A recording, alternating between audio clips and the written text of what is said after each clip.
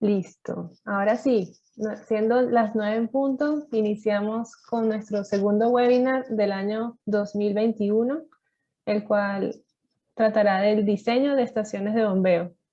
Mi nombre es Adriane Group, yo soy la ingeniera de ventas para el área de industria y también para acueductos de Vara Colombia.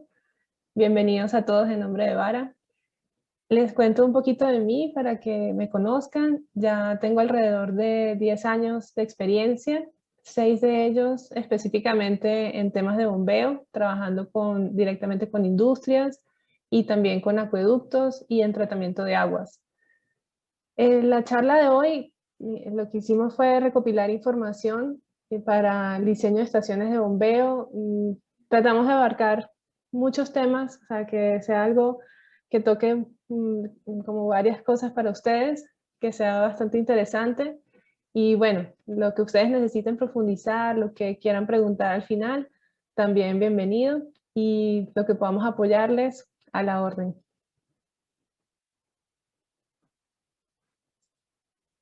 Damos inicio. Primero, esta barra está un poco atravesada. Listo, ahí. Entonces, iniciamos con cómo eran los equipos de bombeo desde el inicio. ¿Sabían ustedes que el primer equipo de bombeo data del siglo III antes de Cristo? Esta bomba era de tipo tornillo de Arquímedes. Incluso este equipo se sigue utilizando hasta el día de hoy, solo que ya no son de accionamiento manual como eran antes, sino que ahora son motorizadas y captaban directamente del río. Entonces, me parece muy interesante que la humanidad siempre busca formas como de innovar, de hacer cosas diferentes y en este caso, pues seguramente por la necesidad tendrían que buscar nuevas fuentes de agua. Entonces, por acá desarrollaron esto. Vamos a ver que desde esa primera estación de bombeo al día de hoy ha cambiado mucho, ha evolucionado muchísimo. Ya por acá vamos a ver, esto está ahí.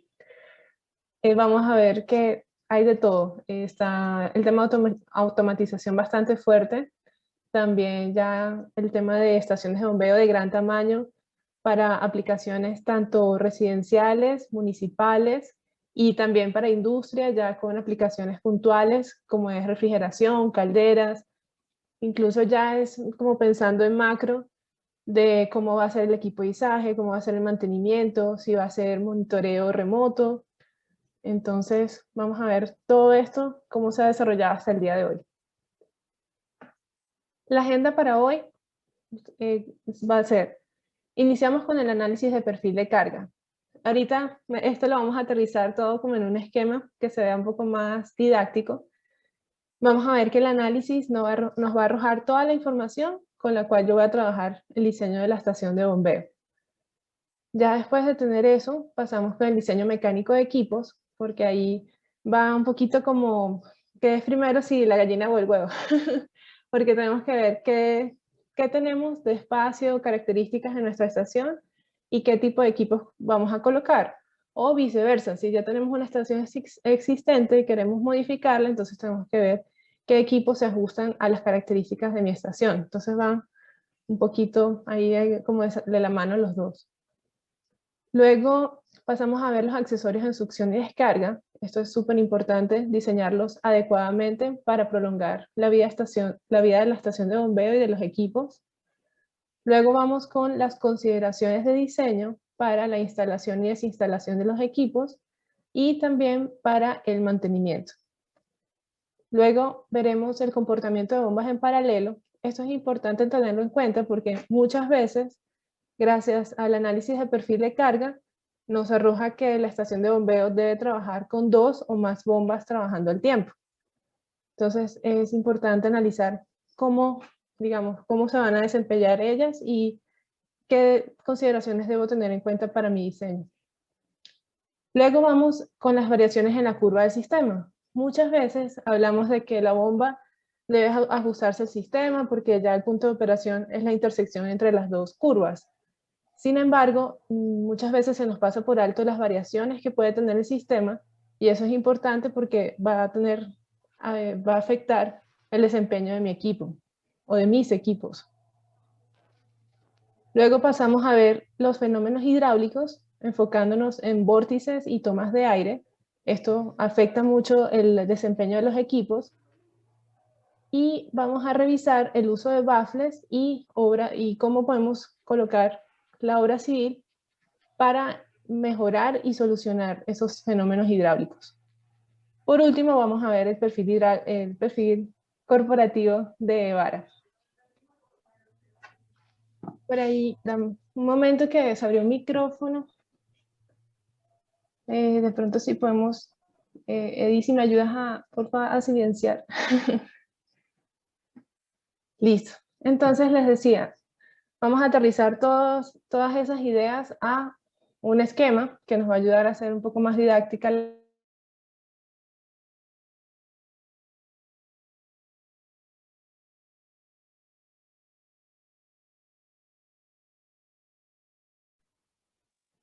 Listo. ¿Se escucha bien? Sí, Adri, te escuchamos bien.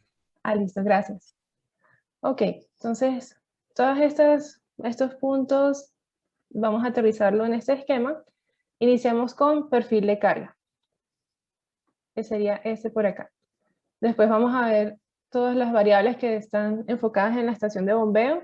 Nos salimos un poquito para ver cómo afecta el sistema a mi estación de bombeo y ya volvemos con el tema de obras civiles y todas las consideraciones que debo tener alrededor de mis equipos.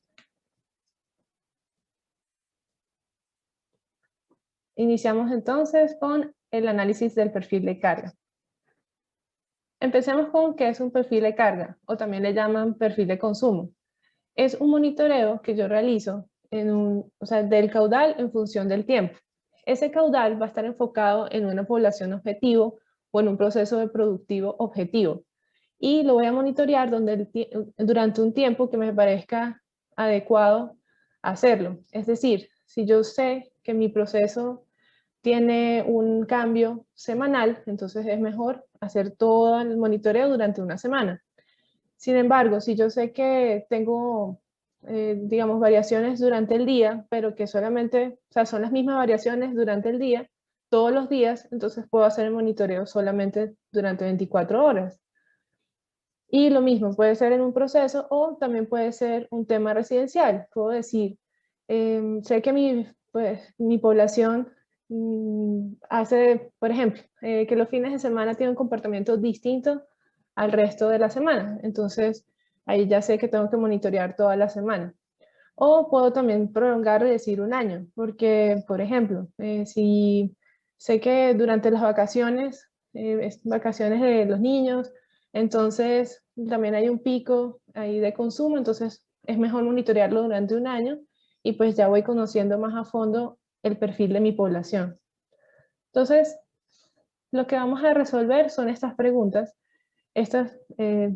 La primera es, ¿qué variaciones influyen en mi proceso?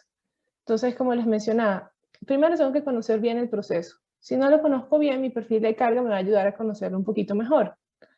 Por ejemplo, en industrias pueden haber, sobre todo en las industrias de bebidas y alimentos, hay lavado CIP.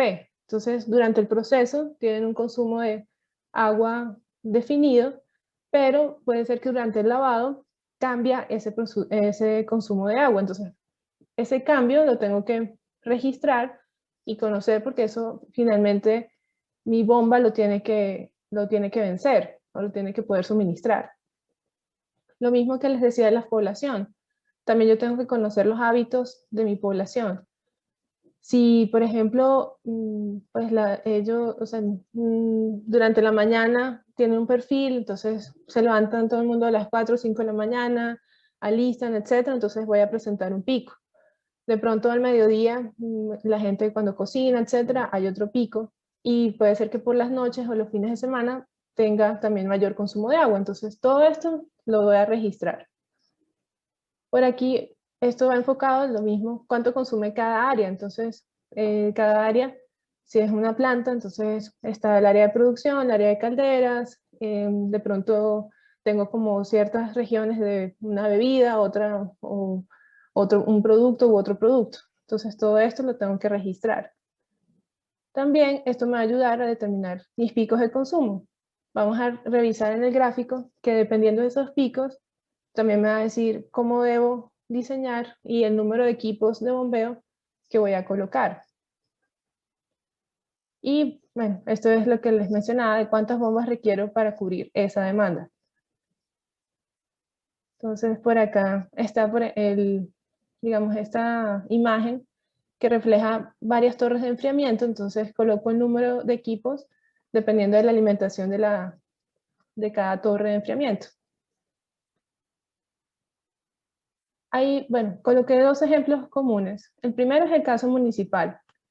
Lo primero es delimitar la zona de estudio, porque esto puede ser tan grande como uno quiera. Entonces puedo decir, voy a diseñar la estación de bombeo para toda la ciudad. Pero de pronto no, esto ya, digamos, no es para toda la ciudad, sino que voy a perfilarlo en una zona en particular. Entonces posiblemente hay una ampliación de edificios o una zona que estamos habilitando, entonces voy a enfocar en la ampliación de mi estación, de mi planta de agua potable existente para cubrir esa población nueva. Entonces, si es completamente nueva, de pronto me toca recurrir a un estudio de demanda per cápita. Entonces yo digo, bueno, ¿cuánto es el caudal por persona? ¿Cuántas personas estimo que van a vivir en ese sector? Y puedo irme a tablas. Por ejemplo, se dice que en América Latina pueden estar entre 150, y 250 litros por día cada persona. Entonces, registro cuántas personas vamos a tener viviendo en ese sector y multiplico y tengo mi caudal. Lo que puedo hacer es que, como no conozco el perfil de consumo de esas personas, me voy al perfil de carga o perfil de consumo de otra zona similar. Entonces digo como, bueno, para este proyecto que se va a comportar de esta manera, para tener una aproximación. Y lo otro es la variación de los caudales en el día, que era lo que les mencionaba, qué hábitos puede tener esa comunidad.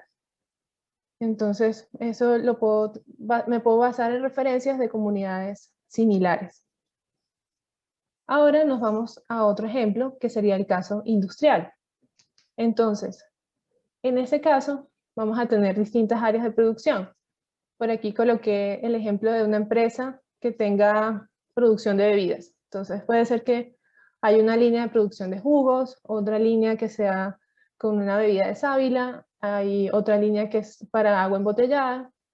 Sin embargo, a pesar de que son productos, estos pueden tener distintos consumos, o sea, todos son bebidas, pero pueden tener distintos consumos de agua en cada proceso. Y no solo eso, sino que también en las plantas de producción puedo tener distintos turnos. Entonces, esto es importante tabularlo y tenerlo presente para el diseño de nuestra estación. Este es un ejemplo que elaboramos, es, digamos, algo sencillo para aterrizar las ideas. Entonces, por acá colocamos, el jugo se dice que es un proceso constante y que va a consumir 40 metros cúbicos hora durante todo el día, y esto es estable. Hay otra línea de producción que es de sábila, entonces posiblemente esto ya no es, digamos, ya no es todo el día, sino que solamente es del turno de 6 a 2 de la tarde y tiene un consumo diferente, está diseñada para 125 metros cúbicos hora. Pasamos a otra línea, que sería el de agua, una presentación de 500 mililitros, y esa trabaja con 2 turnos. Entonces, en el turno del día, de 6 a 6 de la tarde, trabaja con 200 metros cúbicos hora, pero en el turno nocturno trabaja con 55. Pasa algo similar con la línea de agua embotellada de presentación de 20 litros, solo que el caudal es menor. Y ahora nos vamos a los servicios, que los servicios vendrían siendo el consumo de agua de las personas en los baños, o de pronto en la cocina, o si la empresa tiene gimnasio. Entonces todo esto va a estar aquí, con los servicios. Y vemos que, bueno, de noche es bajito, de pronto ya cuando empiezan a entrar 5 de la mañana es más alto, hay picos de consumo a las 8, a la mediodía. Entonces todo esto lo vamos dejando registrado. Y por último lo totalizamos. Entonces esto me dice mucho. Ahorita vamos a graficarlo y vemos como toda la información que nos bota, pero también aquí quiero enfatizar, si yo tengo este perfil de carga de una planta, por ejemplo, una planta que tenga en Bogotá, y voy a llevar esta misma planta a Barranquilla, voy a hacer una copia y la voy a colocar en Barranquilla. Entonces, excelente, tengo el perfil de carga de mi planta de Bogotá, sé cómo se comportan mis procesos, posiblemente en servicios pueda decir, las personas posiblemente se hidratan más o van más al baño, o no sé, toman duchas más largas, etc. Entonces puede ser que en servicios me toque subir un poquito esa, digamos, esa proyección. Pero es chévere porque ya tenemos una buena referencia de cómo se maneja el proceso. Lo otro sería, si yo estoy diseñando una estación de bombeo para toda la planta, esto es súper útil porque entonces ya conozco mi perfil completo. Pero también puedo decir, mira, este proceso es demasiado vital. Entonces yo prefiero independizar estas dos, digamos, el agua embotellada, la voy a independizar en en otra estación de bombeo. Entonces ya puedo manejar esa separación.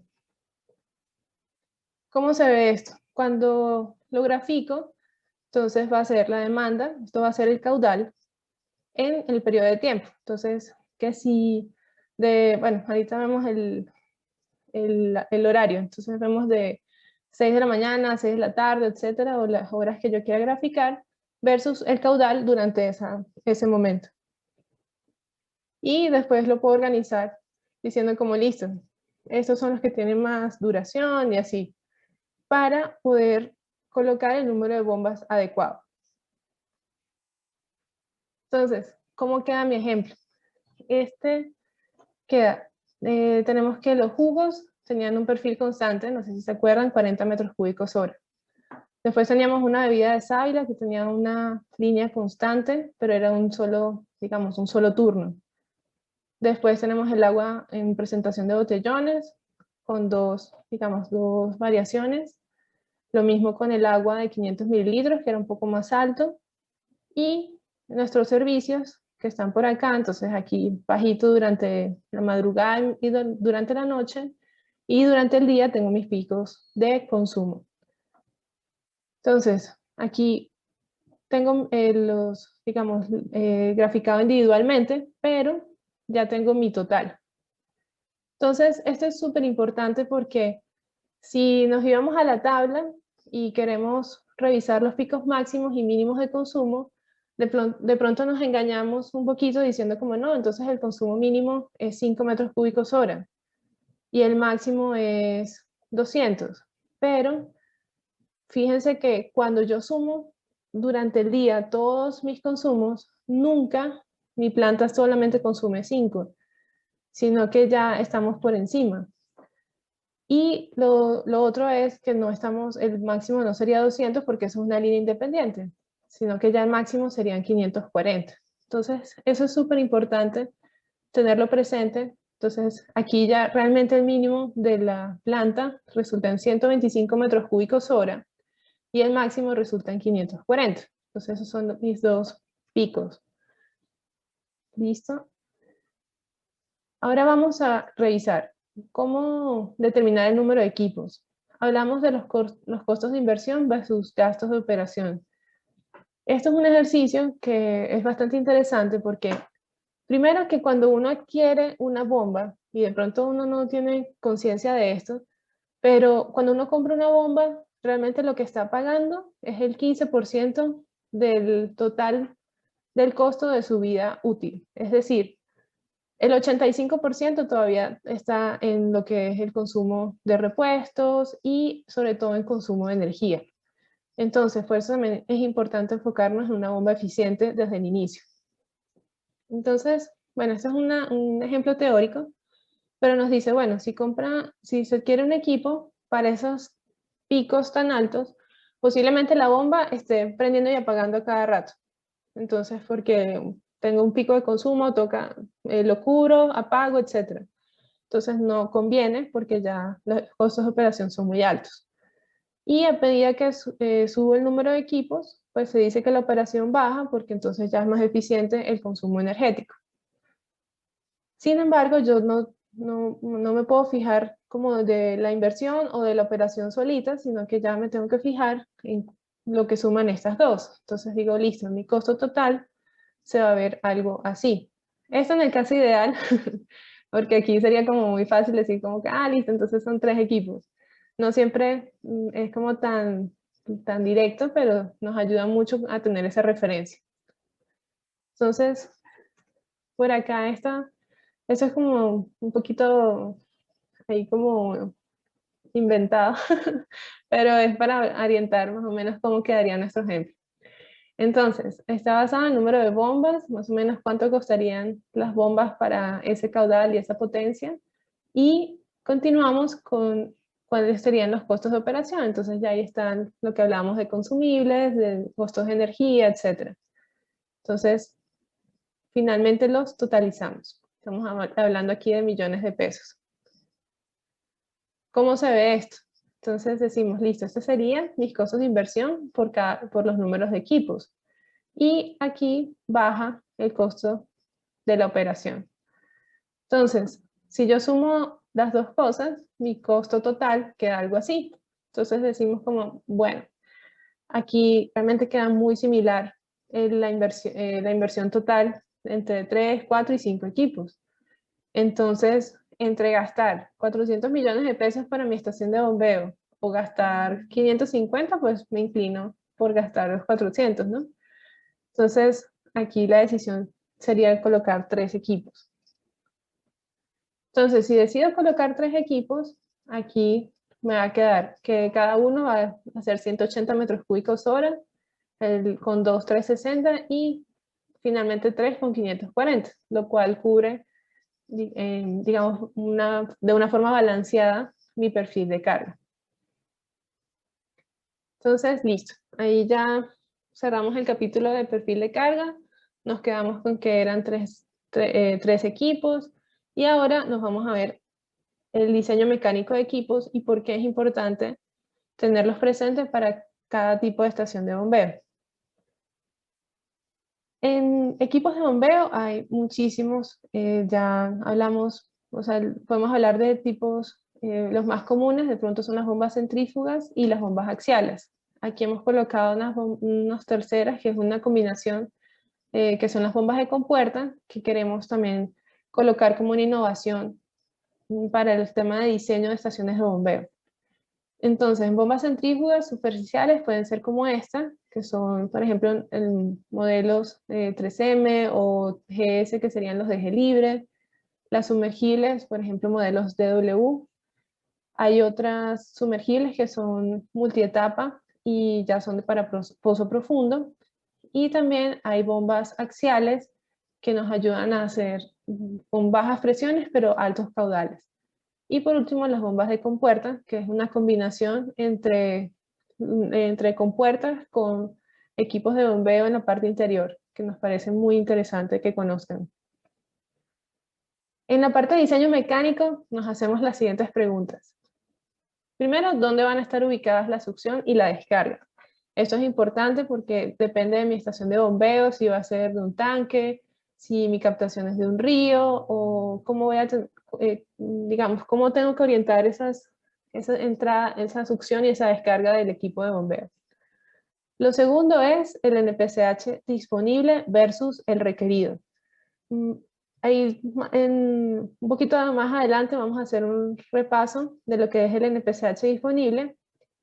Les adelanto entonces que el NPCH requerido es un valor que nos da el fabricante y que es intrínseco al equipo de bombeo. Entonces es algo que no podemos cambiar, pero sí podemos hacer una selección adecuada del equipo de bombeo basándonos en el NPCH disponible del sistema, que sería nuestra estación de bombeo. Luego, bueno, perdón, del sistema es la estación de bombeo más toda la red hidráulica que viene después de la estación de bombeo. Luego, aquí tenemos el rango de nivel de agua en la estación. Esto también es muy importante porque ya más adelante vamos a ver cómo ese nivel afecta el desempeño de mis equipos. Aparte que tengo que tener eso en cuenta si es una bomba sumergible, la refrigeración, etc. Y por último, el paso de sólidos permitido por los equipos, ya que esto va a determinar primero el tipo de impulsor que tengo que colocar. Y dependiendo de ese tipo de impulsor, entonces veo si va a ser una bomba de gran tamaño, si la voluta tiene que ser más grande, si tengo que sacrificar el TDH, entonces TDH es la cabeza dinámica total. Entonces todo esto va a estar ligado entre ellos. Entonces veamos cómo nos respondemos a estas preguntas. Empezamos con el tema del impulsor. Entonces acá, esta gráfica, esta tabla tiene mucho contenido, es para ustedes en las memorias. Lo que quiero enfocar es el tema del diseño del impulsor. Entonces, se dice que hay un valor ns que va en función de la velocidad y el caudal requerido por el equipo. Entonces, cuando tengo ns bajos, digamos entre 100 y 350, hablamos que son esta succión, es tipo radial, que eso lo veremos un poquito más adelante, que serían las bombas centrífugas. Si ya tengo NS entre 350 y 800, hablamos de bombas de flujo mixto, que ya serían como una semiaxiales. Y ya las otras, que son NS altos, que ya serían más de 800, serían con bombas de tipo axial. Por acá, ¿cómo afecta esto la velocidad de la bomba? Entonces, las bombas que son centrífugas suelen trabajar con velocidades altas. Hablamos de 1200 RPM en adelante. Las de flujo mixto, podemos hablar que ya son revoluciones de media, o sea, media revolución, pueden ya ser menos de 600 RPM, y ya las bajas, pues ya, ahí podemos hablar también entre 600 y 400 RPM, dependiendo del requerimiento. Aquí es un poquito como ya más específico, entonces el rango para bombas centrífugas, aquí está 350, de flujo mixto sería entre 350 hasta un poquito más de 800, y de flujo axial más o menos después, un poquito antes de unos 900 de NS hasta 1500 en adelante. Entonces, esto nos va a decir, esto es una primera aproximación de cómo tiene que ser mi bomba. Si yo tengo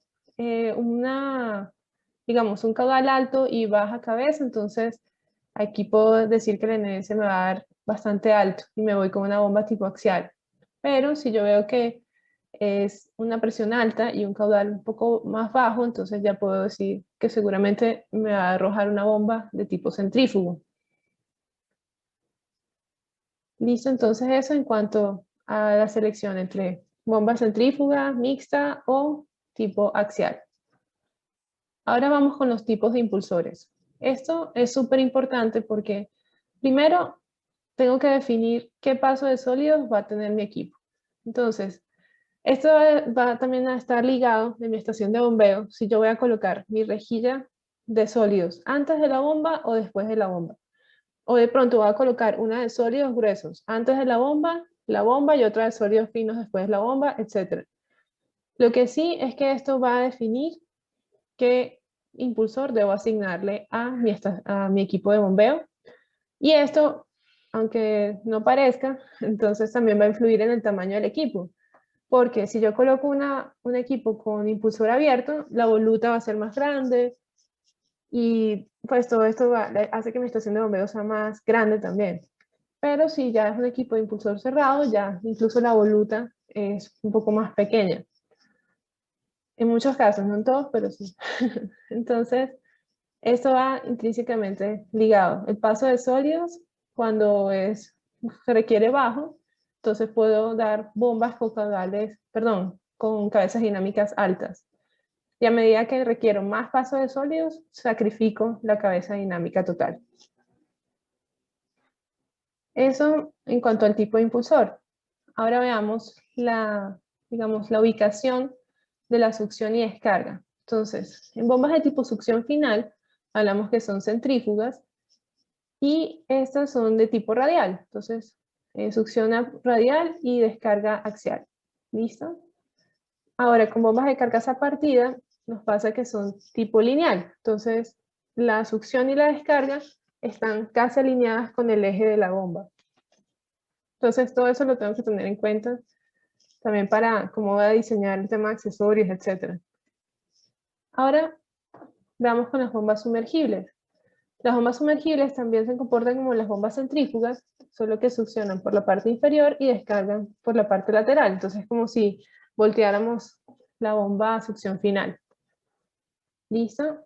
Ahora las bombas sumergibles tienen un pequeño soporte en la parte inferior para ayudarnos a tener esa separación entre el fondo de la estación de bombeo y la succión, brida de succión de la bomba.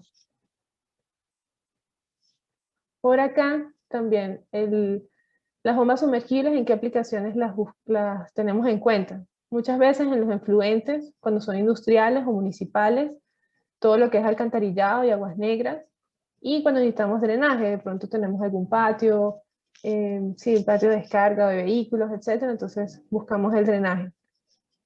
Acá estas bombas pueden trabajar con distintos impulsores, pueden venir cerrados, semiabiertos o totalmente abiertos. Y el diseño mecánico suele ser doble, uno para el lado del fluido y otro para el lado del motor.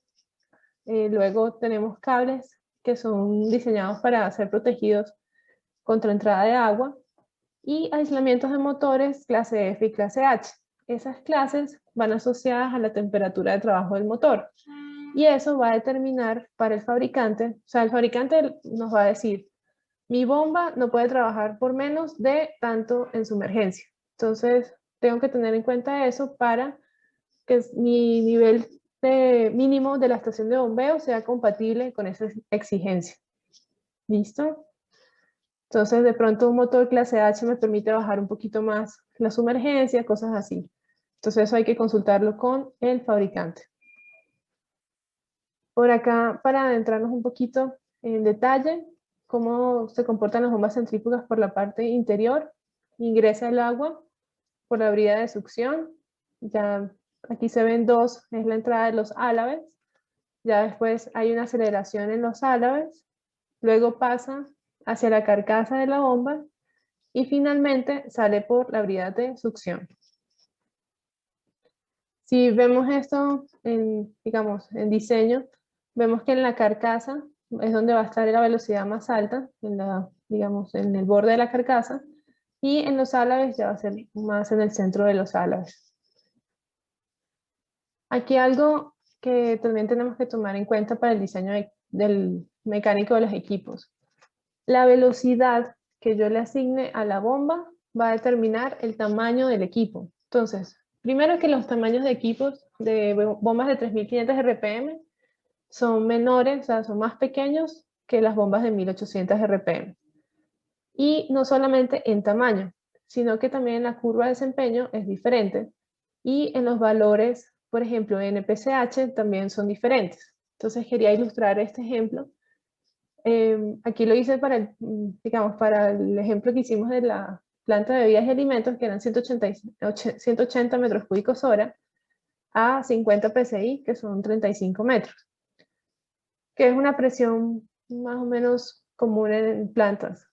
Entonces, si yo tengo este punto de trabajo con una velocidad de 3500 RPM, vemos que el NPCH me da 7.56 metros. Este es el valor exigido por el fabricante.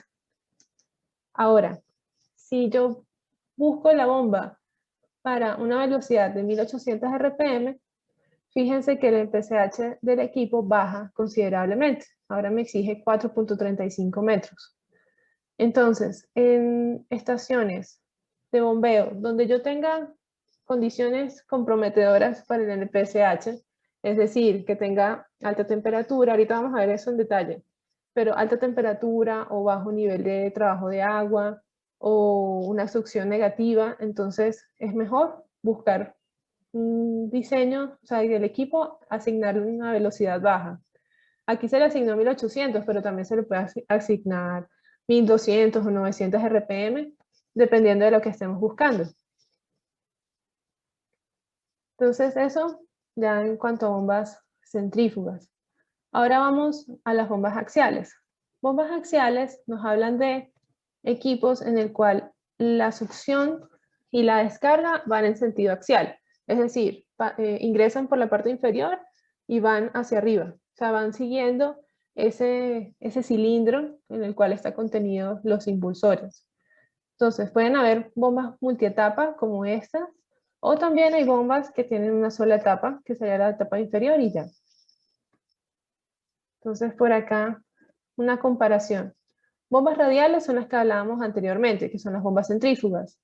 Y las bombas axiales son, por ejemplo, las bombas de pozo profundo, si las conocen, son algo como este. Entonces ingresa por la parte inferior y sale por arriba.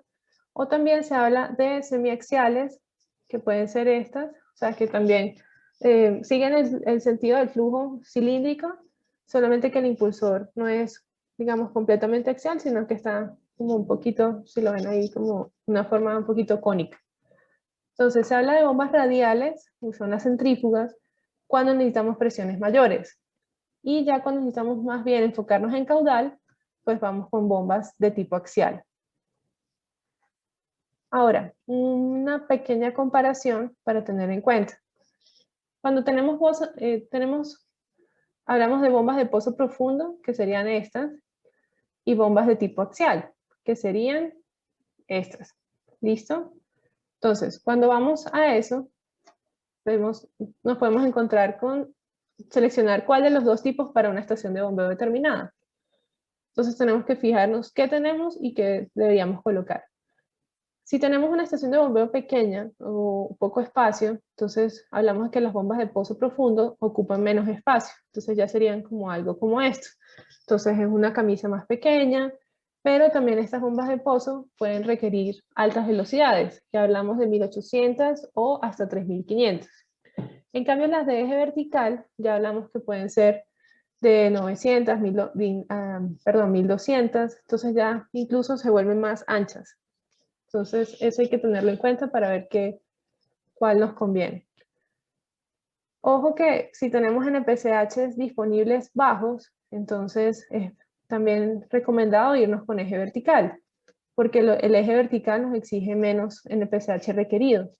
Las bombas de pozo nos pueden exigir NPCH un poquito más altos, entonces eso hay que tenerlo en cuenta.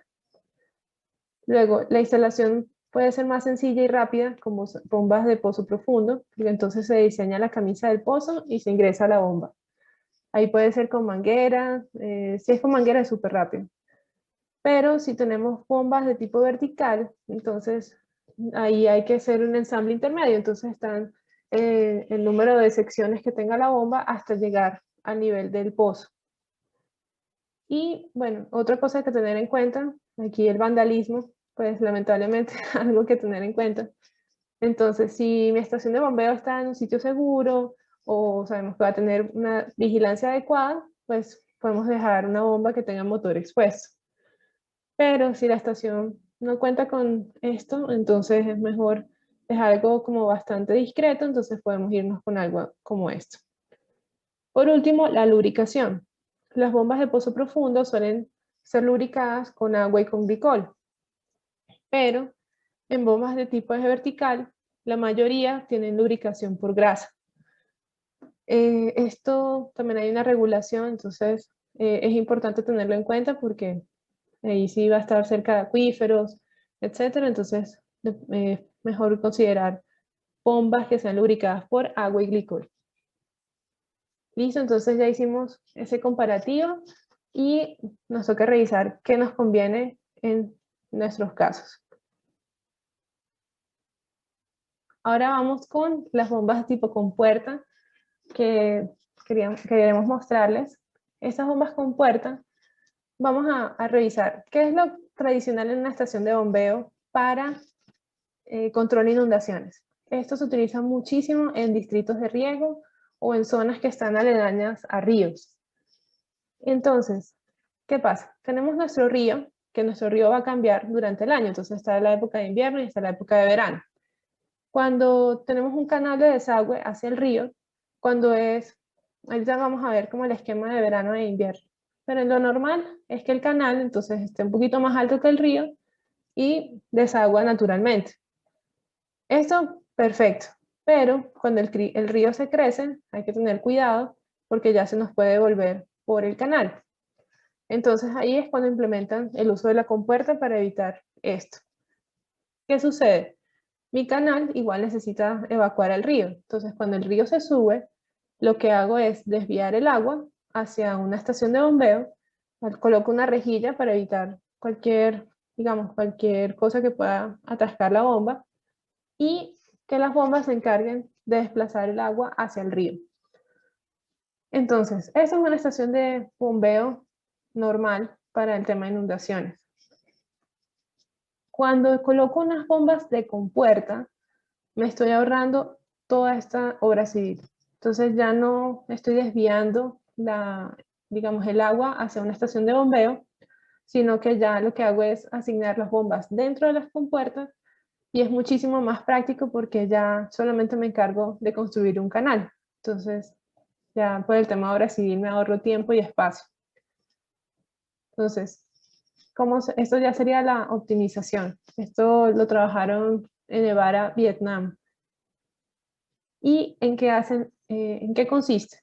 Entonces, coloco mi compuerta y está el equipo de bombeo en la parte interior. Entonces, lo que les mencionaba, cuando es una operación, o sea, si tengo mi río alto y tengo un drenaje que necesito hacer llegar al río, entonces lo que hago es activar la bomba, cerrar la compuerta y activar la bomba. Pero puede ser en eventos que el río está crecido, pero no necesito, o sea, el canal no necesita evacuar. Entonces puedo aprovechar esas épocas del año para hacer algún mantenimiento. Y por último, ya en épocas de verano, que sabemos que el canal va a estar por encima del nivel del río, entonces lo que hago es abrir mi compuerta y dejar que fluya normalmente. Entonces por acá, estos son los modelos. Este es un modelo VH.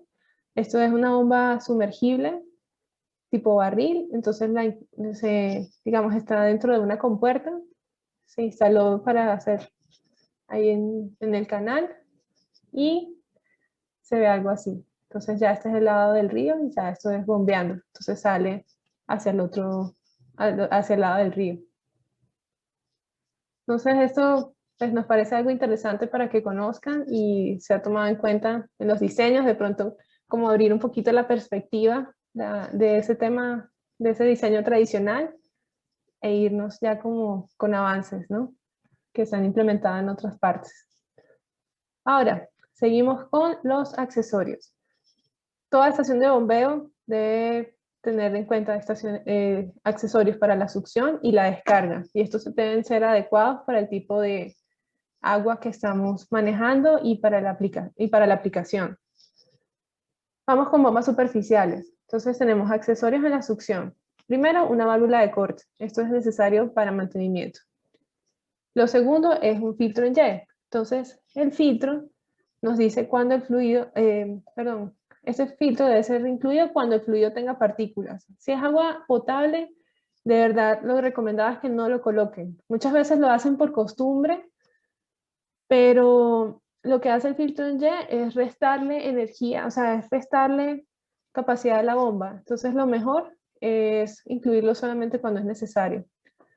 Luego, un tramo estabilizador, ojalá de 10 veces el diámetro nominal de la tubería.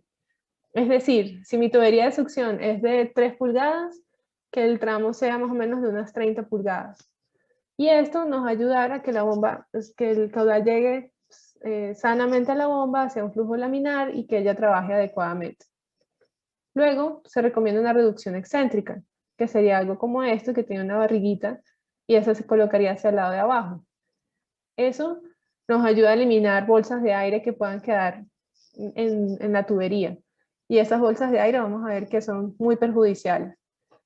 Y por último, un manómetro o un bacómetro. Manómetro de pronto si son succiones positivas, que ya tengamos algo de nivel en el tanque, o vacuómetro, de pronto si es succión negativa o fluidos que sean calientes, entonces posiblemente ya la presión está por debajo de la presión atmosférica. Entonces es más recomendado un vacuómetro. Y aquí hay que tener en cuenta que la velocidad de diseño está entre 1 hasta 2.5 metros por segundo. Esta velocidad es demasiado importante. Aquí les voy a colocar un ejemplo. Para la bomba que trabajamos inicialmente, que eran 180 metros cúbicos hora, Esto si lo pasamos a caudal en metros cúbicos por segundo nos da 0.05. Si yo le asigno la velocidad más alta, según diseño, entonces el área calculada de mi tubería de succión sería 0.02 metros cuadrados. Si yo digo que esa tubería es circular, el área es pi por r al cuadrado. Cuando yo despejo mi radio, entonces tendría unos 80 milímetros. Entonces esto sería más o menos una tubería de 3 pulgadas en la succión. ¿Listo? Entonces eso es súper importante porque a veces la bomba, por darles un ejemplo, la bomba puede tener una succión de 2 pulgadas o 2,5, pero fíjense que por diseño me está dando 3 pulgadas. Entonces, no porque la bomba tenga 2,5 de succión, voy a asignar la misma tubería, que eso es como una idea que ronda mucho, pero es equivocada. Entonces, fíjense, si yo le colocara una tubería de 2,5, entonces mi succión ya tendría una velocidad demasiado alta, estaría por encima de 2.5. Entonces, una velocidad alta en tubería, primero que me genera problemas en la succión, porque me aumenta el NPCH, perdón, el NPCH disponible sería menor, porque tengo más pérdidas en la succión, y lo otro es vibraciones en la tubería, o sea, de verdad no se recomienda. Ahora vamos con los accesorios en la descarga. El primero es una ampliación concéntrica. Esto quiere decir que es una ampliación que la brida, o sea, el eje de la brida de descarga esté alineado con el eje de digamos, de los accesorios. No como el anterior que era excéntrica que tenía la barriguita, sino que esto está alineado. Luego, un manómetro en la descarga es súper importante porque ese manómetro nos va a ayudar a monitorear el equipo de bombeo. Entonces, lo que hago es tomar el diferencial de presión entre la succión y descarga y veo si mi bomba está trabajando dentro de su rango. Lo otro es una válvula cheque. Esta válvula cheque se coloca después del equipo de bombeo para evitar que cualquier columna de agua cuando apague la bomba se devuelva y perjudique la bomba. Y eso hay que tener en cuenta los cheques. Por ejemplo, si es agua potable, puedo manejar un cheque tipo clampeta. Entonces esa, digamos, es como cuando está abierto, o sea, cuando la bomba está funcionando, abre el cheque. Y cuando se apaga la bomba, entonces se devuelve a su posición. Pero si yo tengo agua residual, por ejemplo, ya eso no se recomienda clampeta, porque entonces cuando hace este movimiento de regreso, se puede atascar ahí algún sólido. Entonces, en esa parte recomendaríamos que el cheque sea de tipo bola, que son, digamos, una bola que se desplaza hacia un lado, pasa el agua y la bola se regresa cuando está apagada. Entonces, no hay ese riesgo de que quede algo atascado ahí en el cheque.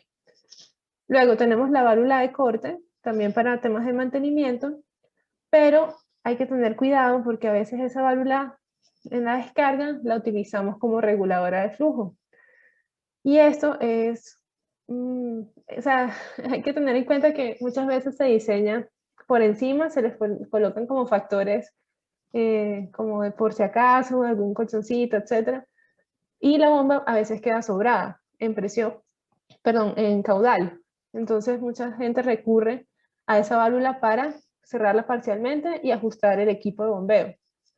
Y hay que tener cuidado porque las válvulas de corte las suelen colocar tipo mariposa, pero las mariposas son las peores para regular flujo. Ellas realmente actúan como on y off, o sea, completamente abierta o completamente cerrada.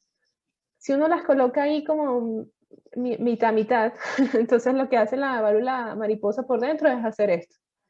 Y eso genera turbulencia en la tubería, incluso genera cavitación dentro de la misma válvula, o sea que la válvula en poco tiempo se va a desgastar y va a afectar. Sí, y aparte que regulación de flujo como tal, ni tanto, porque entonces si mi válvula está haciendo esto, a veces está alto, a veces está bajo, entonces no es una regulación fija.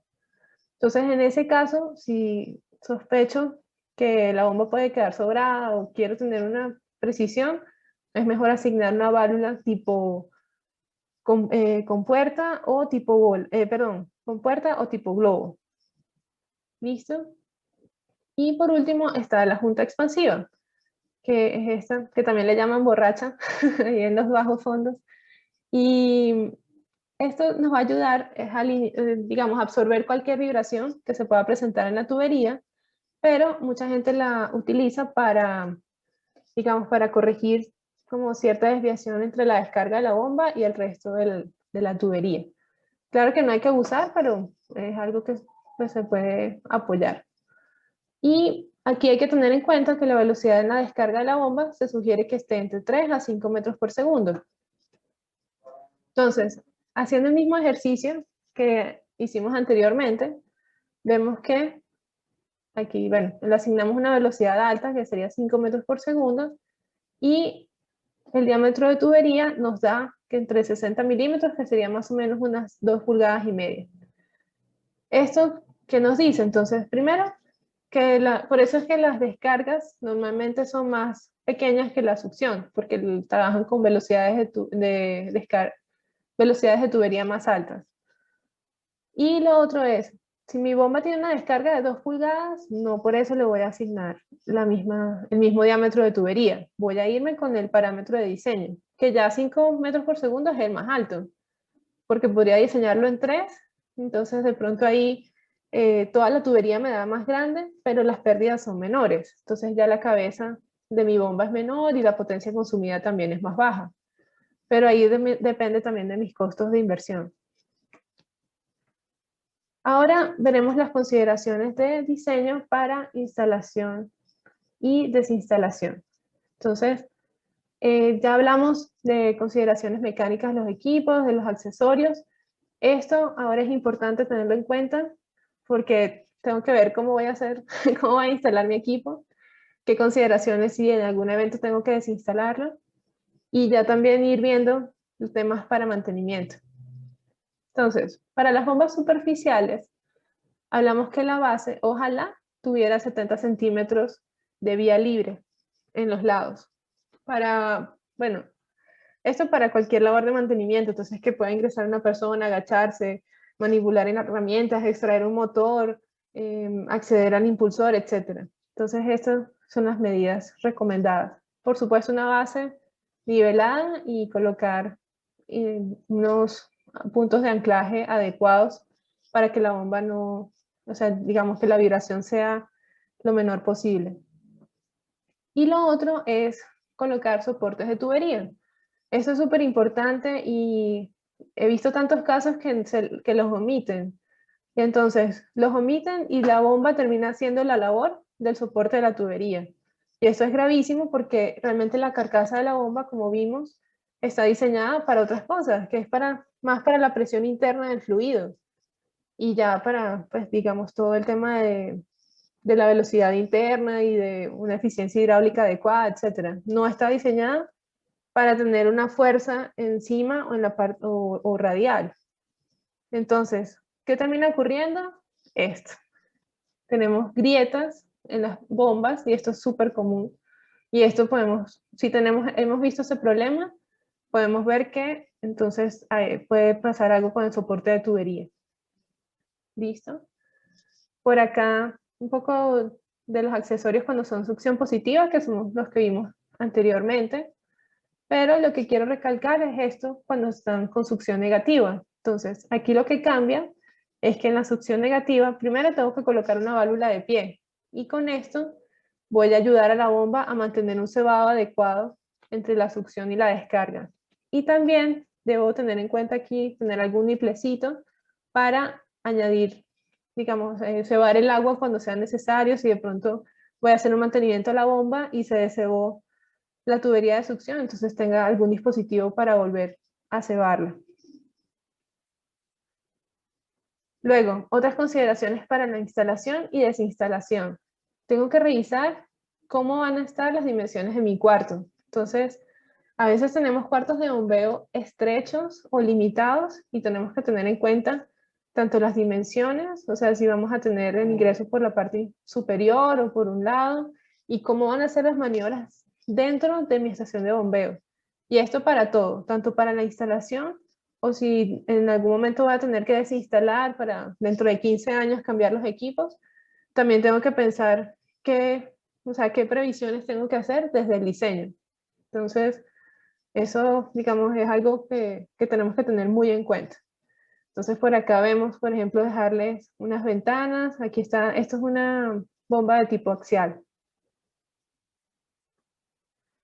Lo otro es que si tenemos estaciones de bombeo limitadas o estrechas, entonces podemos recurrir al fabricante y solicitar que la bomba venga seccionada. Entonces, por ejemplo, en bombas axiales, esto se permite y podemos dividirla en varias secciones. Aquí, bueno, estamos hablando de la instalación, pero también podemos hablar del tema de mantenimiento. Si eventualmente yo voy a necesitar un mantenimiento, entonces importante que sea fácil. Muchas bombas traen, por ejemplo, en lugar de brida, lo traen roscado. Y bueno, de pronto es más económico, pero para instalar, de pronto cuando lo voy a instalar es súper fácil, porque entonces tengo todo este terreno, entonces ahí me dedico a roscarlos. Pero cuando voy a hacer un mantenimiento, que ya la bomba está operando, entonces ya hacer ese proceso es mucho más difícil. Entonces tengo que también pensar, pues, listo, ¿voy con la inversión o voy a proyectar que mi mantenimiento sea un poquito más fácil? Entonces ahora pasando a temas de mantenimiento. Cuando voy a hacer mantenimiento también tengo que revisar el espacio que dispongo para una maniobra de izaje. Entonces, muchas veces nos encargamos como listo, todo está techado, todo está alineado cuando lo instalamos, pero tenemos que tener en cuenta cuando vayamos a hacer mantenimiento. Si son estaciones de gran tamaño, por ejemplo esta, que son carcasas partidas, un tipo municipal, aquí están las personas para que se den cuenta como el tamaño de la estación. Entonces ahí puedo recurrir a puentes grúa. Este puente grúa me va a permitir moverme, perdón, en dos direcciones. Entonces sería en la parte, digamos, puedo recoger estos equipos o puedo desplazarme y recoger estos de acá. Entonces me puedo desplazar a lo ancho y a lo largo. Esto se puede hablar cuando sean equipos de gran tamaño, de pronto mayores a 1 tonelada. Ahora, si yo tengo equipos pequeños, o bueno, medianos, como menores a 1 tonelada, como por ejemplo estas bombas de tipo centrífuga, que serían nuestros modelos GS, entonces ya puedo hablar de un polipasto. Entonces puede ser un polipasto estático o también puede ser un polipasto portátil. Entonces hay polipastos que permiten trasladarse por toda la planta. Algo también en cuenta para tener el mantenimiento. Cuando se trata de bombas sumergibles, muchas estaciones sumergibles están diseñadas con estas versiones estándar, que es como las primeras bombas sumergibles. Y tienen su codo de descarga, o sea, tiene como su diseño tradicional. ¿Y qué sucede? Cuando voy a hacer un mantenimiento a esta bomba, tengo que desocupar el cuarto de bombeo, lavarlo. Tengo que hacer un permiso de trabajo para alturas, seguramente si la estación, o sea, si el pozo de bombeo es más de, creo que son más de 2,5 metros. Luego, tengo que tener el traje, tengo que pedir permisos de espacios confinados, o sea, es un procedimiento. Ahora, ya hay versiones de bombas sumergibles que traen autoacoplamiento. Entonces, esto es súper interesante y útil porque ya al momento de requerir algún mantenimiento, lo que hago es subir y bajar la bomba por los tubos guía. Entonces ya me ahorro como todo ese trabajo y todo ese proceso, sino que ya puedo elevar la bomba a través de esos tubos guía.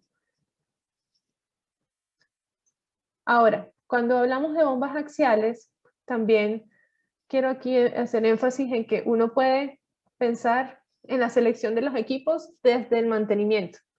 Es decir, por ejemplo, aquí hicimos un comparativo entre bombas axiales de vara con otras marcas para que se den cuenta también el tema de mantenimiento. Entonces, aquí hablamos de que las bombas de vara tienen impulsor de una sola etapa, que es algo como esto. Otras marcas pueden trabajar con múltiples etapas. Entonces, a la hora del mantenimiento, pues, es mucho más fácil trabajar con una sola para el tema de desensamble, todo. Lo otro es la conexión de las columnas. En Evara preferimos trabajar en los modelos axiales con columnas bridadas. Entonces ya aquí de pronto no sé si se alcanza a ver, pero ya eso, digamos, mucho. Perdón, eso ya estaba aquí. Aquí las columnas bridadas, entonces ya la conexión es más fácil. Y en otras marcas lo puede trabajar roscado. Otro es el acoplamiento de los ejes, que es el que les quería mencionar. Este acoplamiento nosotros preferimos trabajarlos con chavetas. Esto, pues digamos, para conexión es mucho más fácil. Y hay otras marcas que los prefieren trabajar con camisa roscada, entonces cuando es de mantenimiento, pues es mucho más difícil, digamos, desensamblarla. Entonces eso también podemos tomar en cuenta para la selección del equipo, pensando desde el mantenimiento. Ahora vamos con la ubicación del buje interno y el soporte de araña. Entonces, el buje interno es el buje que soporta el impulsor. Nosotros preferimos trabajarlo después del impulsor. Y definitivamente nuestros equipos no traen araña, que como ven aquí es libre, o sea, viene directamente el impulsor. Hay otras marcas que colocan esa araña, que es esta X o esta cruz en la succión para apoyar el impulsor, pero nosotros no lo recomendamos, primero porque le resta en el PCH a la bomba, o sea, necesita más energía en la succión para vencer esas pérdidas. Y lo segundo es que queda atravesado, entonces es como más difícil también hacer el mantenimiento al impulsor. Después está el cojinete de empuje. El cojinete de empuje sería, digamos, el cojinete que viene de la bomba hacia el motor. Entonces, aquí en nuestras bombas preferimos que el cojinete sea el cojinete de empuje sea absorbido por la bomba, en lugar de otras marcas que lo hacen a través del motor. Entonces, ahí de eso demanda motores especiales. Y lo otro es el eje del motor. Entonces, nosotros preferimos trabajar con un eje sólido, o sea, que es un eje, o sea, es una bomba normal, estándar. Y hay otras marcas que lo trabajan con eje hueco. Entonces, el motor tiene que tener un hueco para hacer llegar el eje de la bomba. Aquí les luego, perdón el ruido. Digamos, acá es como el zoom. Esto es una bomba que tenemos instalada en Uruguay. Y si ven, pues es un eje normal. Viene el eje de la bomba, el eje del motor y se acoplan normal.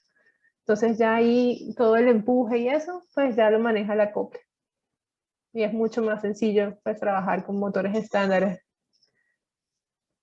Listo, entonces ya pasamos el capítulo y ahora vamos a revisar pasamos todo lo que es mantenimiento. Ahora vamos a revisar las bombas trabajando en paralelo. Las bombas en paralelo, como nos dimos cuenta, muchas veces lo va a exigir el perfil de carga.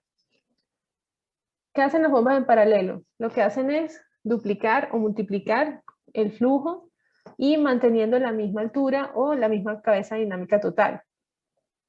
Se caracterizan porque todas las bombas reciben de un sistema en común, en este caso es un tanque, pero también puede ser una flauta en común.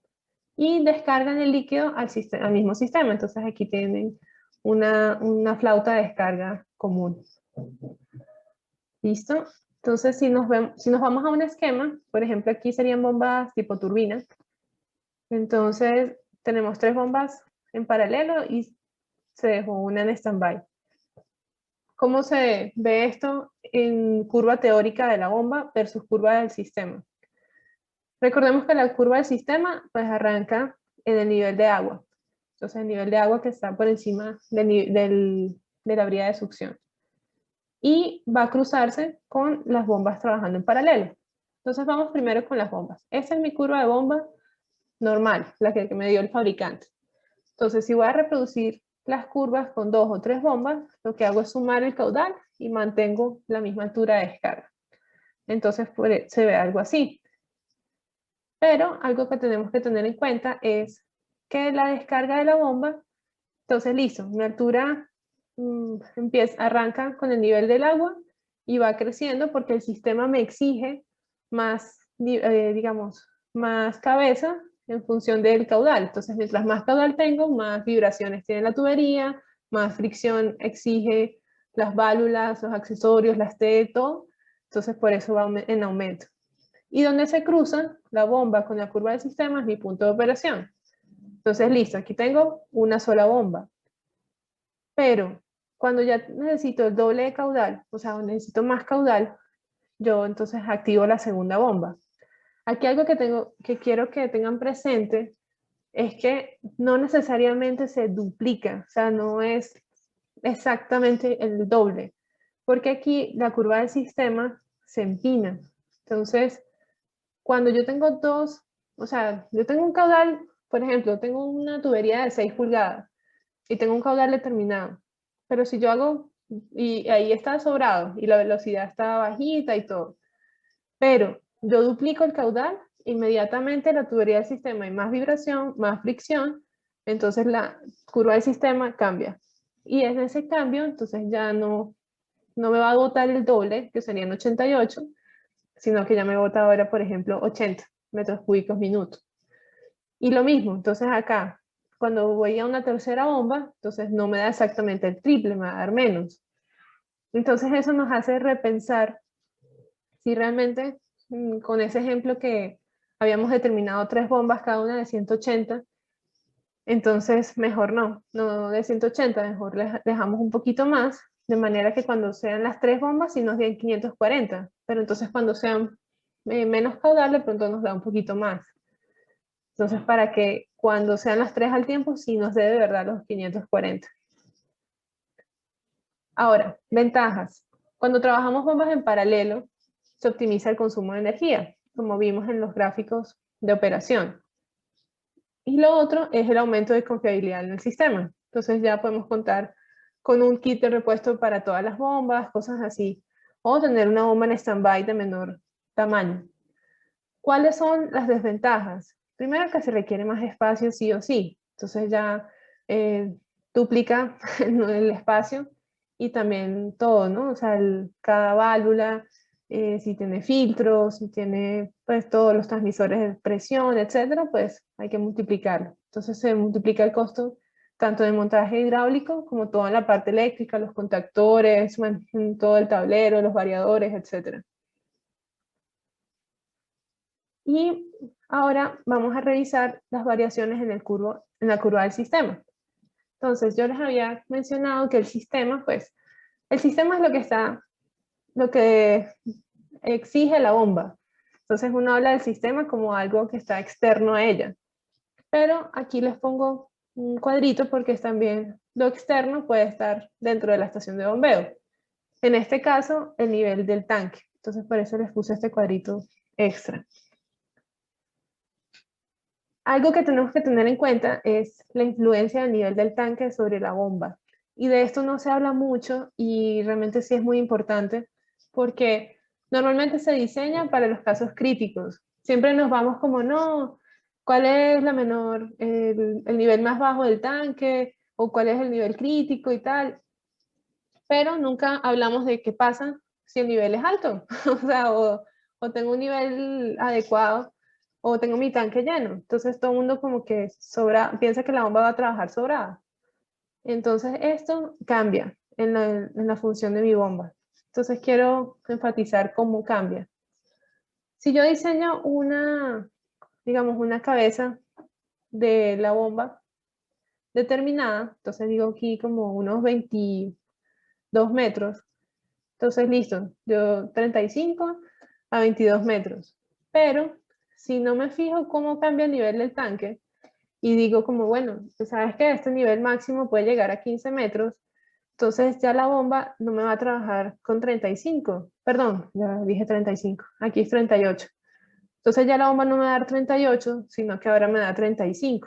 Entonces digo, bueno, o sea, esto tengo que tenerlo en cuenta porque uno piensa que mientras más alto el tanque se va a desempeñar mejor y la verdad es que no, va a restar caudal en la bomba. Entonces muchas veces la bomba pierde capacidad y uno no se explica por qué.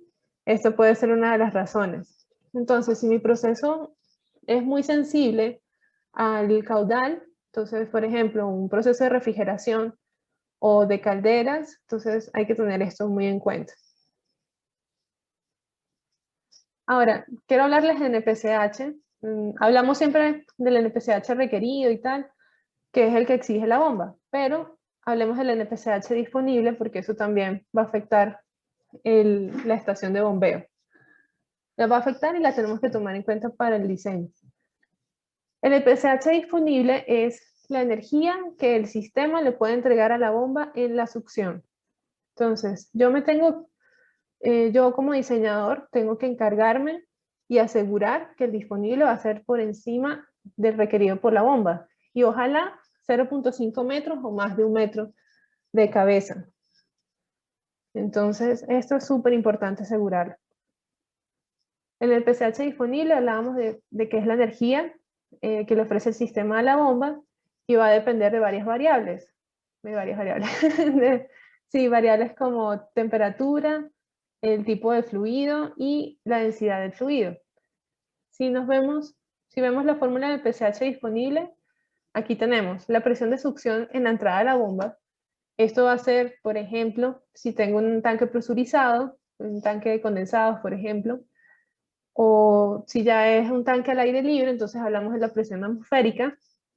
Ya ahorita vemos una tabla de presión atmosférica.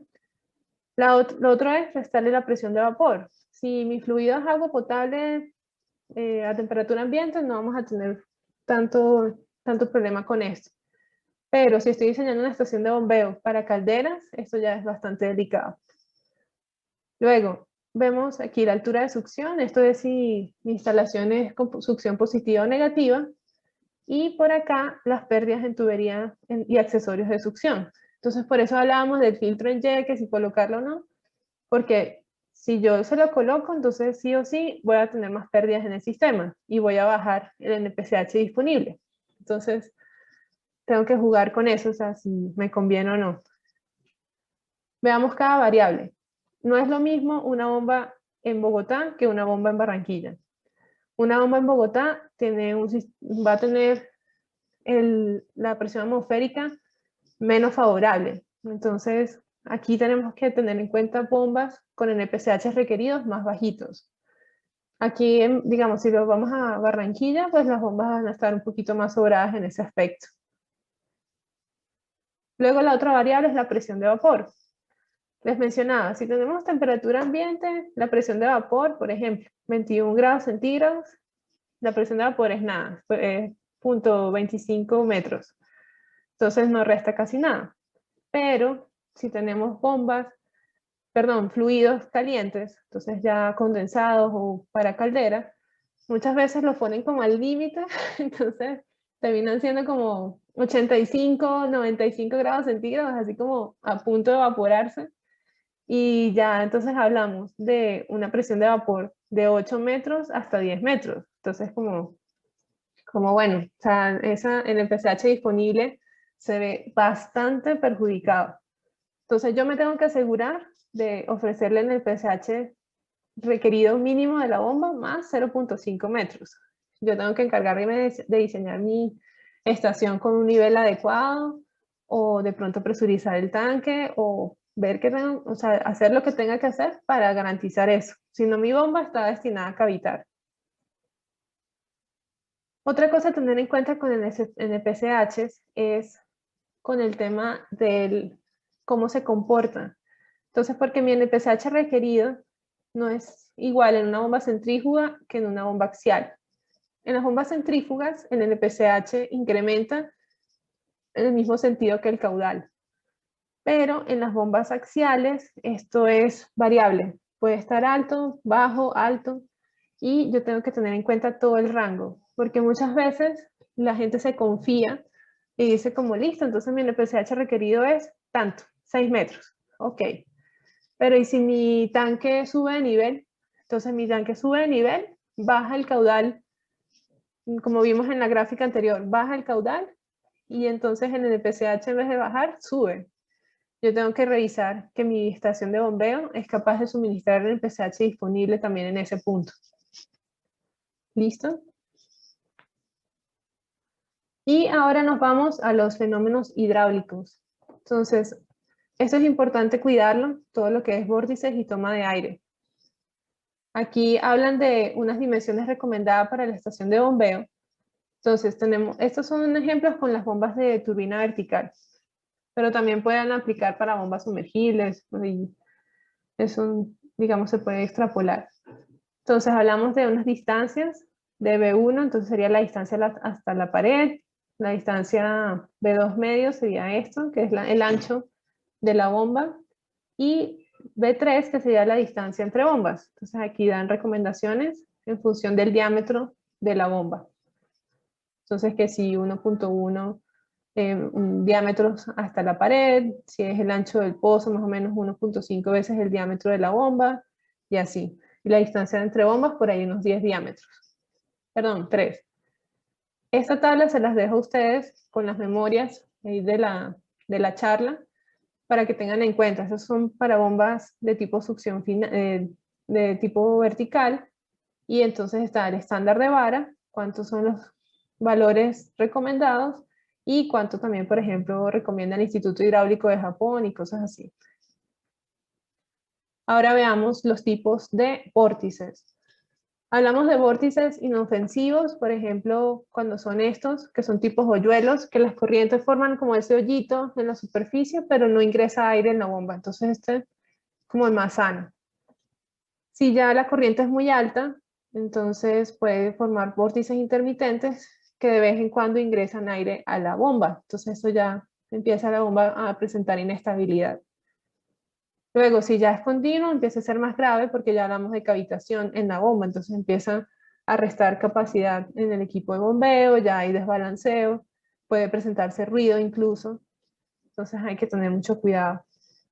Y están también los coaxiales y sumergidos, que son esas estaciones de bombeo que de pronto están desbalanceados, entonces el nivel es, digamos, no es constante en la succión, y pues tiene también, o sea, es inestable, entonces también la bomba presenta inestabilidad en el suministro de la succión. ¿Cómo entorpece y qué efectos adversos tiene?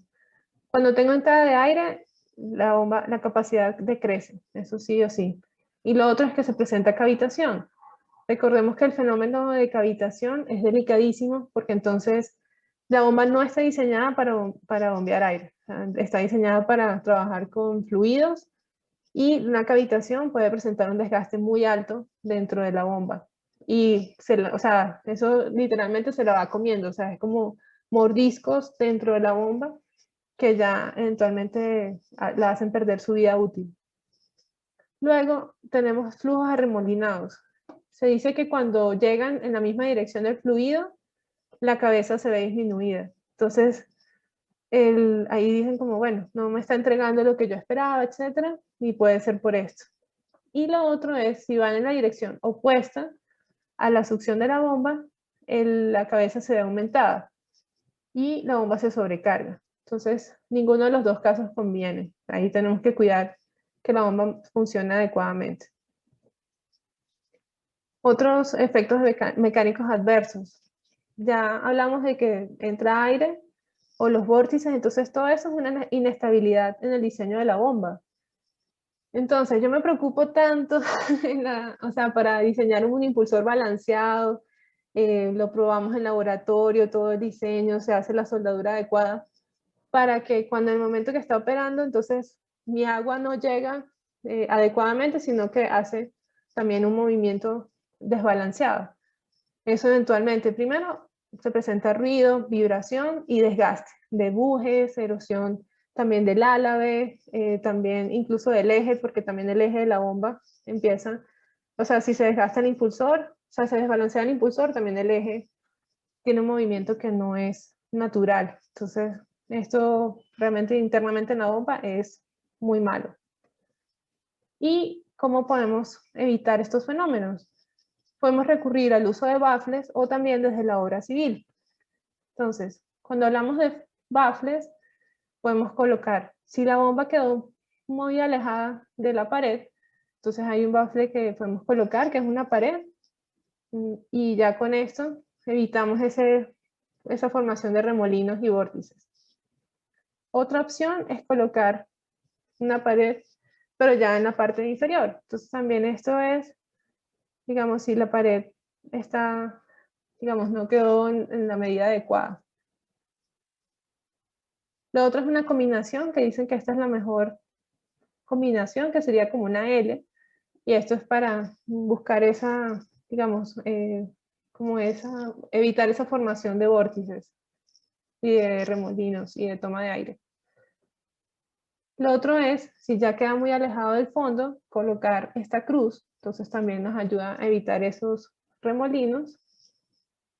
O también hablamos de estos, digamos, como de colocar un pequeño cono en la succión. Entonces también nos ayuda a prevenir esos vórtices. Aunque entre este y la cruz es mejor colocar este tipo de baffle. Ahora vamos con obras civiles recomendadas. Entonces, hablamos de cómo aproximar. Entonces, si tengo digamos, una estación rectangular, yo trato de colocar la bomba en este lugar, no hacer esto, o sea, no la coloco como más cerca de un lado que del otro. Porque cualquiera de estos casos estoy colocando una aproximación como desigual del caudal. Entonces es mejor que sea lo más isométrico posible. Todo esto hace que sea propenso a formación de vórtices. Lo otro es no colocar la bomba tan retirada de la pared, sino seguir las recomendaciones y colocarla cerca. También dicen como listo, yo puedo colocar el baffle, pero tampoco eso me da derecho a retirarla demasiado de la pared. Entonces puedo dejarla como en esto. Y lo otro es que si yo tengo estaciones de bombeo que tengan ángulos pronunciados, entonces tengo que buscar cómo suavizar esos ángulos y dejarlos de esta manera para que sea como una hidráulica mucho más sana. Lo otro es cuando tengo bombas en paralelo, entonces que ya tenga una sola entrada a la estación. Entonces tengo que cuidar esto o esto o esto, porque ya entonces lo que hago es favorecer una de las bombas y ya las otras se ven perjudicadas con esa, o sea, digamos, si yo entro aquí, esa bomba es la que tiene como el mejor escenario. Pero aquí resto el nivel del agua, entonces ya creo turbulencia en esta parte y ya esta bomba termina trabajando en malas condiciones y esta peor. Lo mismo acá, de pronto acá esta se ve favorecida y estas dos terminan trabajando con turbulencia, entonces no es lo ideal. En ese caso es mejor trabajar con cualquiera de estas configuraciones. Aquí coloqué un ejemplo de un diseño que trabajamos con Vietnam. Está para 47.000 galones por minuto. Se trabajó con una bomba axial de 600 RPM y una cabeza de 66 pies. Entonces, ese fue el diseño que desarrolló Vietnam para para este proyecto. Entonces, ya cuidando cómo debe ser la estación, todos los baffles que debe tener en cuenta, las distancias hasta la pared, la distancia entre la pared del pozo y los baffles entre las bombas. Entonces, todo eso es muy bueno tenerlo en cuenta. Y también se pueden apoyar en nosotros cuando tengan algún proyecto de ese tipo. Incluso también la aproximación, aquí sugirieron un ángulo esos son 10 grados, para que también favorezca el fluido laminar. Y ya para cerrar, les quiero comentar un poco hacia dónde va el tema de diseño. Por acá ya se está hablando mucho del tema de automatización y de la captura de datos. Ya el tema de Machine Learning, que es aprendizaje de máquinas, está muy al día. Y ya lo que están haciendo las estaciones de bombeo es tomar datos, no solamente de la operación de la bomba, sino ya de todo el proceso, caudal, variaciones, etcétera, y se va puliendo a sí mismo. Entonces ya, digamos, el proceso se va perfilando e incluso hay ya modelos que pueden predecir el mantenimiento predictivo de los equipos. Entonces, hacia allá va el diseño de estaciones de bombeo. Muchísimas gracias a todos por su participación y antes de pasar a la ronda de preguntas, voy a hablar un poco de Evara para que nos conozcan más. Evara, ya somos 96 empresas conformadas en el grupo corporativo. Tenemos 3 líneas de negocio. Nosotros estamos aquí con bombas en Fluid Machinery, pero también hay una línea de tratamiento de residuos y de fabricación de semiconductores. Claro que Fluid Machinery es la que más representa la participación en el grupo de vara. Por acá está todo nuestro portafolio, entonces de las diferentes plantas de Italia, de Japón, de Indonesia, de todos lados, y podemos trabajar con estaciones de bombeo realmente de cualquier tipo. Entonces, cualquier cosa que necesiten, a la orden, y pasamos a la ronda de preguntas. A ver. Bueno, Adri, por acá en el chat tenemos tanto preguntas como algunos comentarios, como algunas recomendaciones que nos han hecho los participantes. Ok. En preguntas tenemos por acá una primera de Daniel Montoya. Él nos dice, nos pregunta en términos de precio, ¿qué diferencia habría entre una bomba de pozo y una de eje vertical? Suponiendo en ambos tipos emplear la misma aplicación. Ok.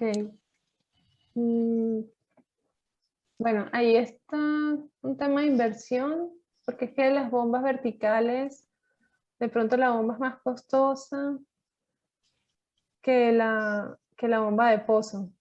Pero entonces también es colocar, o sea, como todos los accesorios que se requieren, entonces de pronto las bombas de pozo pueden ser más competitivas. Yo creería que en ese caso toca evaluar el diámetro de las bombas y revisar como los accesorios, pero no tengo tan claro cuál de las dos sería más económica. Creo que tocaría hacer los ejercicios. Sí, pues de pronto en la de eje vertical también hay que tener en cuenta que se requiere una instalación física, un, Mm, por ejemplo, si es con motor diésel, hay que tener en cuenta de pronto también una caseta para proteger y sí, custodiar el equipo. Son cositas e inversiones adicionales que de pronto hacen un poco más costoso las de eje vertical versus una bomba de pozo que va a estar sumergida todo el tiempo. Bueno, correcto. preguntas que de pronto quieran hacer al abiertas, les puedo abrir el micrófono.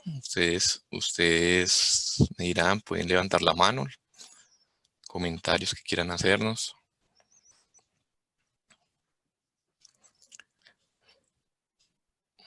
A ver, Bueno, por aquí en comentarios nos dicen, por ejemplo, Jay Sardila nos dice que las reducciones excéntricas no generan perturbaciones al fluido, que no son necesarias cuando se instalan con los 10 diámetros de succión. Entonces, pues, un dato interesante. Mm, pues la reducción excéntrica, o sea, la sugieren es para evitar la formación de bolsas de aire. De pronto no tanto como perturbación o sea, que sea más turbulento, sino para evitar ese tema de burbuja de aire en la succión. Pero bueno, chévere saberlo y realmente hay muchas instalaciones que no las incluyen.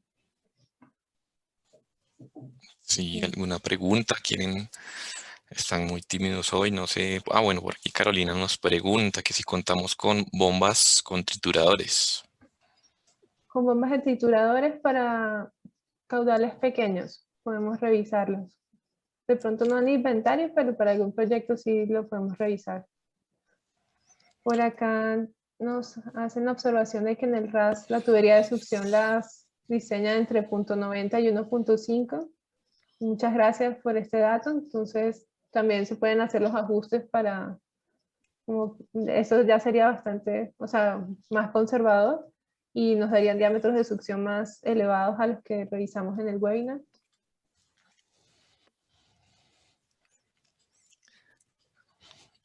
No sé si alguien quiere levantar la mano. Ah, por aquí tenemos, vamos a Carolina, reinicia ahora.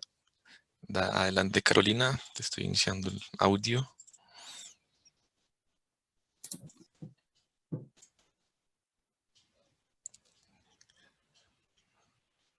Sí, Buenos días, ¿me escuchan? Ah, gracias. Hola. Eh, buenas, con mi pregunta justo la han respondido.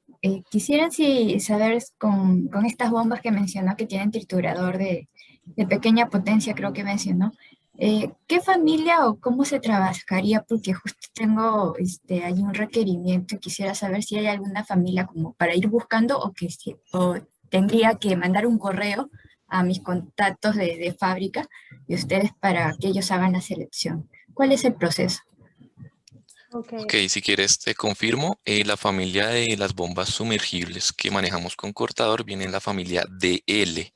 ¿Listo? En el selector las puedes encontrar como DL, pero en lista de precios viene siendo el modelo DF. ¿Listo? DF. No sé, es que el modelo DF como tal no sale en el selector. ¿Listo? Pero tiene la misma hidráulica, ¿vale?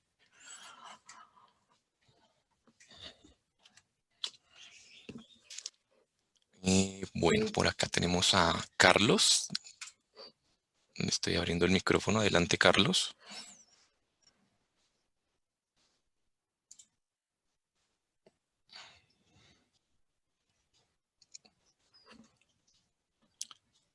Sí, Carlos Delgado, te escuchamos.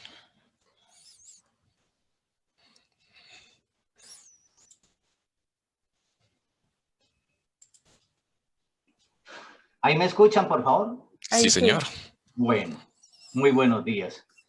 Buenos Muy, días. muy, muy excelente la exposición. Eh, Gracias. Me gustaría ampliar por conocimiento, pues llevo muchos años en esto. Yo soy contratista de los 7 ingenios aquí en el Valle del Cauca. He instalado bastantes bombas Gevara, porque pues fui el que lo traje aquí al valle. Los costos de bomba cardánica parados con las bombas sumergibles, el costo inmediato, el costo es costo-beneficio. ¿Por qué? Les voy a decir lo siguiente. Por ejemplo, nosotros tenemos instalado una bomba cardánica sacando 60 litros con un motor de 100 caballos. Y la cambiamos, lo hemos hecho varias veces, aquí ejercicio ya he hecho varias veces. La cambiamos, esa misma bomba, ese mismo caudal de 60 litros e instalando una bomba sumergible, vamos a moverla con un motor de 75 caballos. ¿Correcto? Los costos son más bajos y la eficiencia es mucho más alta. En bombas cardánicas la eficiencia hasta una profundidad de 34, 40 metros, estamos en un 40%. Mientras que las bombas sumergibles nos subimos a un 80-83% la eficiencia en bombas sumergibles. Aquí el metro cúbico en el valle bombeado con bomba cardánica está saliendo aproximadamente a 630 pesos metro. Y con bomba sumergible nos podemos ir a 200-220 pesos metro cúbico bombeado. Entonces son parámetros que yo les puedo dar reales de que estamos trabajando acá para ver la comparación entre bomba sumergible y cardánica. La bomba cardánica no es lubricada por grasa, ella es lubricada por aceite. La bomba cardánica son lubricadas por aceite. Unas, aquí ya en el valle se dieron 2 años más para transformar las bombas de aceite a agua. La transformación de una bomba cardánica de aceite a agua por tramo de 305 está saliendo aproximadamente a 2 millones tramo.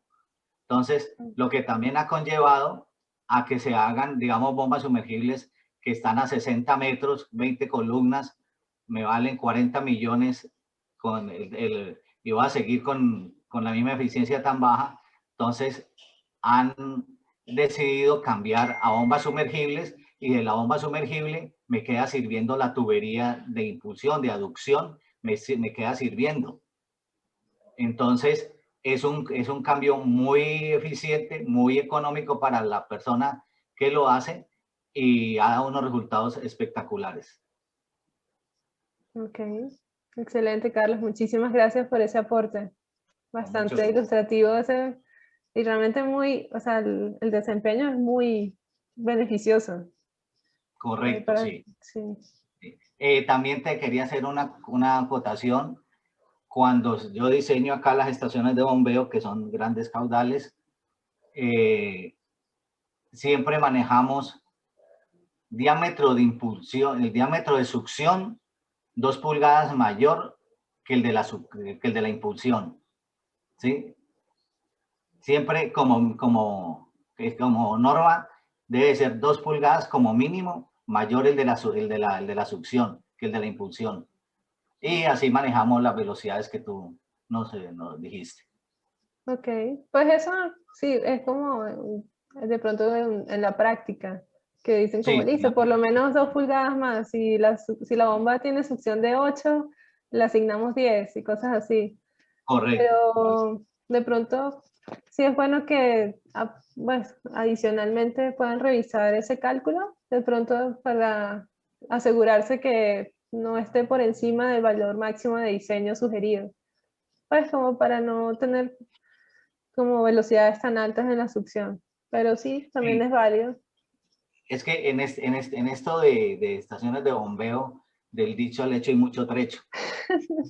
Yo Sí. soy profesor de maestría en la Universidad del Cauca en estructuras hidráulicas y acá en la Valle también en hidráulica, en pregrado.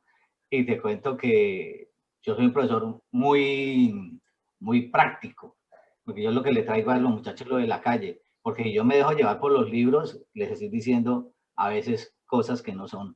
Porque una cosa es trabajar uno en laboratorio con agua óptima, con calidad de agua óptima, temperatura ideal, altura sobre el nivel del mar. Son formulismos que no se me van a dar realmente en un momento, por ejemplo, yo estar sacando un SPH, ¿sí? Sí, Entonces, hay que hacerlo para cada punto y hacerlo real. correcto, así es. Carlos, muchísimas gracias ahí por ese Con mucho aporte. gusto.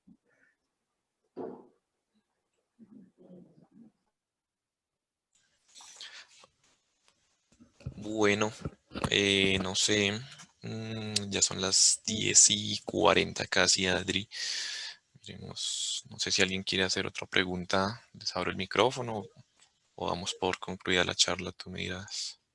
Listo, de pronto acá esta última pregunta que está viendo en el chat dice, ¿cuáles son los periodos recomendados de mantenimiento en tipos de axiales, en bombas de tipo axial, tipo repotenciación, de recuperación de desgastes internos o si hay un límite de estas intervenciones? Esa es una pregunta bastante interesante porque el tema de desgaste en una bomba axial o en cualquier bomba, hay fabricantes que de pronto en el manual nos dicen, listo, después de 2 años de operación se recomiendan estos repuestos, etcétera. Pero realmente las bombas nos hablan. O sea, cuando tenemos ese monitoreo en la succión, en la descarga, tenemos un adecuado de pronto mantenimiento o análisis que sí están de vibraciones o de pronto de eventos, si en algún momento la bomba se quedó trabajando en seco, bajó mucho el nivel del río, cosas así. Entonces nos podemos anticipar un poco a cuándo nos va a pedir un mantenimiento. Entonces, ya hablamos de repotenciación, o sea, por ejemplo, cambio de bujes, cambio de impulsores. Si vemos que la curva de desempeño de la bomba, o sea, versus la curva teórica, nos ha caído mucho. O sea, si es, por ejemplo, ya, si la bomba nos está entregando 100 metros cúbicos hora cuando empezó a trabajar y hoy en día nos está trabajando por ahí menos de 90, entonces ya hay que hacer algo. O sea, ya es una variación más del 5%, que es como lo normal, por así decirlo, porque siempre hay como su margen. Y lo otro que también nos va a hablar es, por ejemplo, cuando hagamos prueba de Chutov. Con las bombas podemos hacer una prueba que es cerrar la válvula de la descarga completamente para que nos dé el punto de Chutov, que es el punto de caudal cero. Voy a irme a una lámina de pronto para ilustrar esto. Vamos aquí con mi punto de operación. Aquí. Para no hablar así en el aire. Entonces, cuando yo hago mi punto de shutoff, entonces a válvula 0, válvula completamente cerrada, caudal 0, perdón, me voy a este punto. Entonces mi bomba me va a marcar este punto. Si yo cuando haga esa prueba veo que el punto no es el que está en la curva teórica, sino que está por debajo, entonces ya hablamos de que la bomba ha tenido un desgaste importante, entonces que ya la bomba no está cumpliendo su curva. Entonces ya eso se puede ver a que haya desgaste o del cuerpo interno de la bomba o de los impulsores. Y también lo otro es que, por ejemplo, si cuando monitoreamos el caudal de salida no es estable, sino que está ahí como más, o sea, da un poquito más, un poco menos, un poco más, y que sabemos que no es el sistema que está demandando más o menos, sino que es la bomba, entonces ya podemos hablar de ahí, haya como alguna desviación en el eje o haya un desbalanceo en el impulsor. Entonces la misma bomba nos va a decir, miren, ¿saben qué? Hay que intervenir. Entonces o sea, la recomendación sería ir a revisar eso para proponer un cambio o repotenciación de equipos. Listo, espero haber contestado tu pregunta.